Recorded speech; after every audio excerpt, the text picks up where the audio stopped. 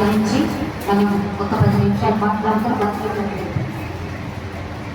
చాలా మంది అనుకుంటారు మేము వడ్డీ ద్వారా ఏదో సంపాదిస్తాము, వడ్డీ ద్వారా మేము ఏదో సంపాదించి పెద్ద బంగారు కడతాం, వడ్డీ ద్వారా మేము సంపాదించిన సంపాదనతో మా తరతరములు మేము స్థిరంగా ఆనందంగా బ్రతుకుతారన్నమాట మీ భ్రమ.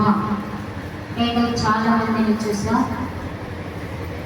వీళ్ళు వడ్డీ వ్యాపారస్తులు మొదటిగా ఏం పాపం చేస్తారో తెలుసా? వడ్డీ వ్యాపారం చేసే ప్రతి ఒక్కరు ఆ వడ్డీ చేత ఆ దాన్ని సంపాదించినట్లు. నేను ఎవరిని హింసపరచట్లేదు, ఎవరిని ఉద్దేశించి మాటలు చెప్పడం లేదు. ప్రతి ఒక్కరు కూడా తెలుసుకోవడం కొరకు ఈ మాటలు నేను చెప్తున్నాను. సహోదరి 5 లక్షల సుమారు వడ్డీ ఇచ్చింది. ఒక సహోదరి మన మధ్యలో మన సంఘంలో ఉన్నటువంటి స్త్రీ ₹1 కూడా తిరిగి రాలేదు. గుర్తుపెట్టుకోండి, ₹1 కూడా తిరిగి రాలేదు. రెండవది ఇంకొక మరి సహోదరి ఆ చివరి దగ్గరలో బాగా పరిచయమైన వ్యక్తి తన కుమారుడికి కురుకుడు ముందు లాంటి 2 కాళ్ళకి గాయాలు కలిగినప్పుడు తనకి దేవుడు ఎంతో మేలు చేశాడు, ఎంతో మేలు చేశాడు. ఎలా మేలు చేశాడంటే చేసిన ప్రార్థనలకి ఫలితంగా దేవుడు అద్భుతం చేశాడు. తనకి ₹3 లక్షల మెడిసిన్కి వాడారు. అయినప్పటికీ తెల్లవారేలోగా ఆ గాయం నుండి కనీసం ఒక్కొక్క గాయంలో నుండి 10 పురుగులు బయటకు వస్తూ ఉండేవి. అంత భయంకరమైనటువంటి గాయాలు, కురుకుడు కుండలవి. తర్వాత ఆ 2 గాయాలు 2 కాళ్ళకి భయంకరంగా వచ్చింది.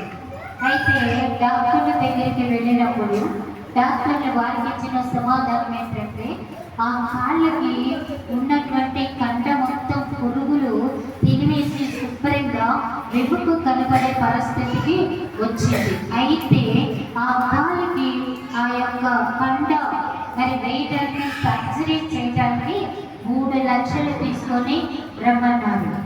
3 లక్షలు తీసుకొని రమ్మన్నప్పుడు తను ఒక్క ప్రార్థన ద్వారా ప్రేయర్ ద్వారానే దేవుడు వాళ్ళకి స్వస్థతనిచ్చాడు.